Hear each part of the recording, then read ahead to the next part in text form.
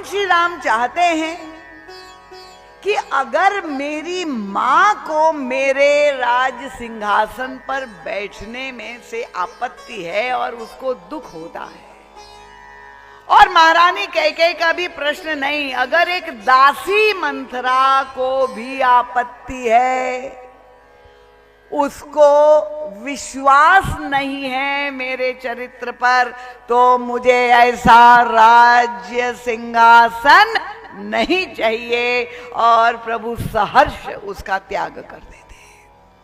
क्योंकि प्रभु तो उतावले थे क्या, वो केवल त्रेता में नहीं, प्रभु तो चाहते थे कि हर समाज के हर व्यक्ति के हृदय रूपी सिंहासन पर मुझे स्थान मिल जाए।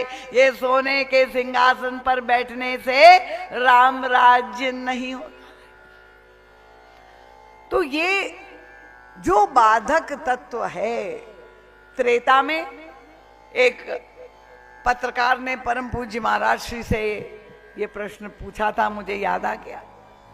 महाराज श्री आप बताइए, दोनों धर्म ग्रंथ बड़े विलक्षण हैं, रामचरितमानस और महाभारत, आप दोनों का अंतर केवल एक लाइन में बताइए, क्योंकि ये दो युगों की कथा है।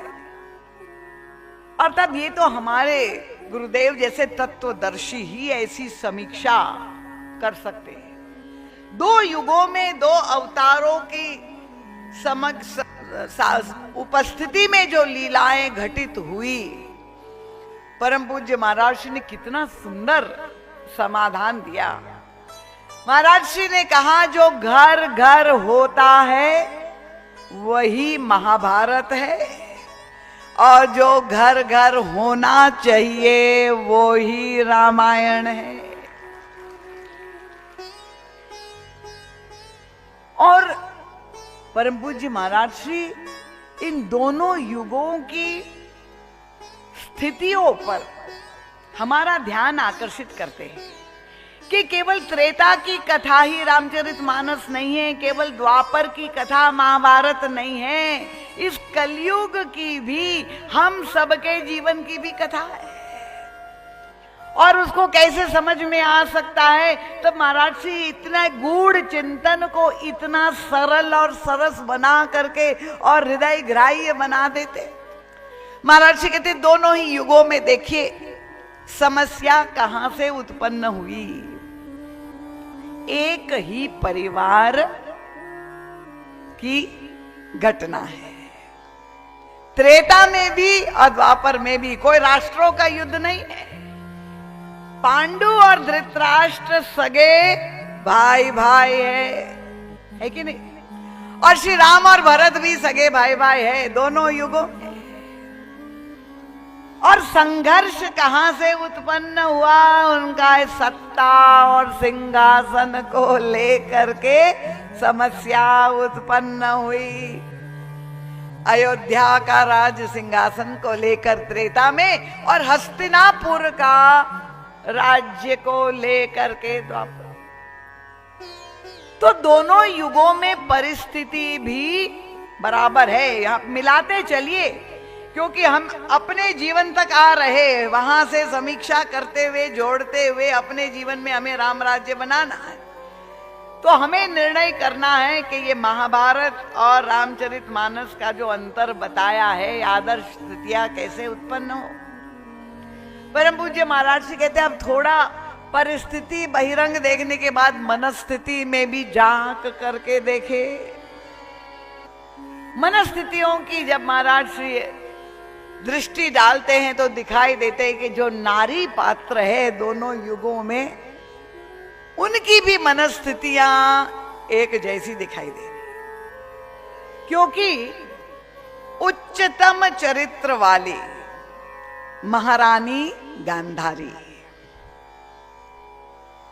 समाज में उनकी बड़ी प्रतिष्ठा, इतना बड़ा त्याग, महारानी गांधारी, ऐसी विशेषताएं होते हुए भी अब बहिरंग रूप से दिखाई तो यही दे रहा था कि महारानी कुंती और महारानी गांधारी में परस्पर प्रेम सद्भाव है। कहीं से भी ये लक्षण नहीं था। पर कहां पर हमें वह अंतःकरण की स्थितियों का दर्शन होता है, क्योंकि घटनाक्रम जो हुआ है कि दोनों ही रानियां एक साथ सगर्भा हुई, महारानी कुंती भी और गांधारी भी। बड़ी प्रसन्नता थी। पर जब पता चला कि महारानी कुंती के गर्भ से युधिष्ठिर का जन्म हो गया और ये समाचार मिलते ही महारानी गांधारी का जो आक्रोश प्रकट हुआ, उस आक्रोश से उनकी मनस्थिति, उनकी कुमति, उनकी बुद्धि में जो विपत्ति के बीज थे, उनके अंतःकरण में दबे हुए जो संस्कार थे, उनकी जो कुंठा थी, जो वासना थी, वो प्रकट हो गई। आक्रोश क्यों हुआ भाई? आक्रोश प्रकट हुआ, उन्होंने अपने गर्भ पर मुक्के से प्रहार करना शुरू, और वो एक दूसरी कथा है कि किस तरह से वो 100 पुत्रों को जन्म दिया, वो इस कथा का विषय नहीं। तो ये आक्रोश वही मनोविज्ञान को जो इंगित करता है कि महारानी गांधारी, क्योंकि उनके पति प्रज्ञाचक्षु थे और अंधे होने के कारण हस्तिनापुर के राज्य सिंहासन से वंचित हो गए थे, राजा नहीं बन पाए। तो उनके अंतःकरण में ये कामना थी कि मेरे पति तो वंचित हो गए, पर कम से कम मेरे गर्भ से जो पुत्र उत्पन्न हो वो भविष्य में हस्तिनापुर के राज सिंहासन का अधिकारी बन जाए। और जब उन्होंने देखा कि युधिष्ठिर का जन्म हो गया, तब वो दबी हुई जो कुंठा थी वह प्रकट हो गई। तो महारानी गांधारी चाहती है कि मेरे पुत्र का उत्थान हो, राज्य पद की प्राप्ति। स्पष्ट है सब। अब आइए हम द्वापर में देखें महारानी कैकेयी की क्या स्थिति है। वे भी उच्च चरित्र की और आदर सम्मान की पात्र। महारानी कैकेयी के महल में भगवान श्री राम पूरे समय रहते थे, सारी रानियों का सम्मान प्राप्त था। और महाराज दशरथ का तो जो आकर्षण था परम सुंदरी थी। पर महारानी कैकेयी अब जैसे ही मंथरा ने आके समाचार दिया राम के राज्याभिषेक का, तो पहली प्रतिक्रिया जो थी वो तो परम प्रसन्नता की थी। देहु तो ही मन भावत आली, ऐसा पुरस्कार मैं दूं, ऐसा जो है तुमने मुझे समाचार एक दिव्य सुनाया। पर बाद में महारानी कैकेयी ने धमकाया भी मंथरा को। देखिए, मतलब ऐसा नहीं है, क्योंकि उन्होंने कहा कि पुनियस कबहू कहसी घर फोरी तो पूरी जीभ कड़ा वो तोरी, जिह्वा कटवा दूंगी मैं अगर हे घर फोरी। फटकारा भी मंथरा को। पर ये मंथरा जैसी धैर्यशाली, देखिए केवल संत ही धैर्यशाली नहीं होते, असंत में भी कितना धैर्य होता है। ये मंथरा कौन है? और उसको देखने और समझने के लिए मानस रूपी दर्पण का आश्रय लेना पड़ेगा। अब परम पूज्य महाराज श्री मानस के दर्पणत्व को कैसे जो है प्रमाणित करते हैं, उसकी प्रतिक्रियाएं क्या थी। क्योंकि वो महल में जहां जा रही थी और अचानक देखा कि अयोध्या के में चारों ओर सजावट हो रही है, उत्सव का वातावरण है। और उसने जिज्ञासा व्यक्त की, पूछ सी लोगन का उछाहू, ये उत्सव का वातावरण क्यों है, क्या बात है। और तब समाचार यही मिला, अरे मंथरा तुम्हें मालूम नहीं, इतना मंगलमय दिवस आया हुआ है, श्री राम का कल राज तिलक होने वाला। और राम तिलक सुनी भाऊर दाहू, दाह वो स्वामी तुलसीदास जी ने शब्द में, आग लग गई मंथरा को। देखिए असंत और संत दोनों का दर्शन अब हम मानस रूपी दर्पण में कर रहे हैं। और इसलिए गोस्वामी तुलसीदास जी ने मानस राम कथा लिखने के बाद उत्तरकांड में परिसमाप्ति में मानस रोग प्रसंग सप्त प्रश्न के सबसे अंतिम प्रश्न, इतने विस्तार से मानस रोगों की व्याख्या की है। और हमारे गुरुदेव के 5 ग्रंथ मानस रोग के उपलब्ध है। आज आप लोग जरूर जिन्होंने नहीं पढ़े हैं अवश्य लीजिए, 50% छूट में मिल रहा है। मानस रोग में गोस्वामी तुलसीदास जी प्रत्येक रोग का लक्षण बताते हुए कहते हैं, पर सुख देखी जरनी। श्री राम का राज तिलक अत्यंत सुखद क्षण पूरे अयोध्या वासियों का है, पर एकमात्र मंथरा की प्रतिज्ञा क्या है, राम तिलक सुनी भाऊर दाहू। परम पूज्य महाराज श्री मानस रोग में हमें ले जा करके दिखाते हैं ये कौन सा रोग का लक्षण है, ये कौन से वायरस से ग्रस्त है ये मंथरा। उनका पर सुख देखी जरनी सोई छई, छई मतलब क्षय रोग, राजक्षमा का रोग, मेंटल टीबी, ट्यूबरकुलोसिस। शरीर में किसी भी अंग में टीबी हो सकता है, पर ये मन का टीबी है। अगर किसी के सुख में आपको दुख की अनुभूति हो रही है, आत्मनिरीक्षण करे प्रशांत मनस्थिति से।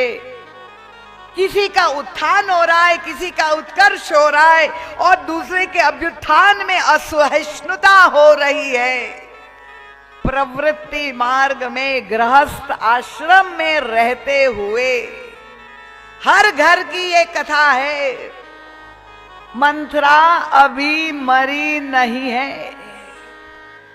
और तब जो क्षय रोग से ग्रस्त थी वो मंथरा आग लग गई और जलन तो हो रही है।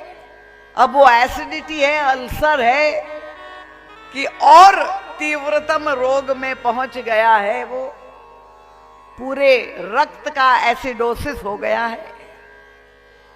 और अगली कड़ी में गोस्वामी जी ने कहा कि ये जलन तो हो गई, पर कुष्ठ दुष्टता मन कुटिलोई।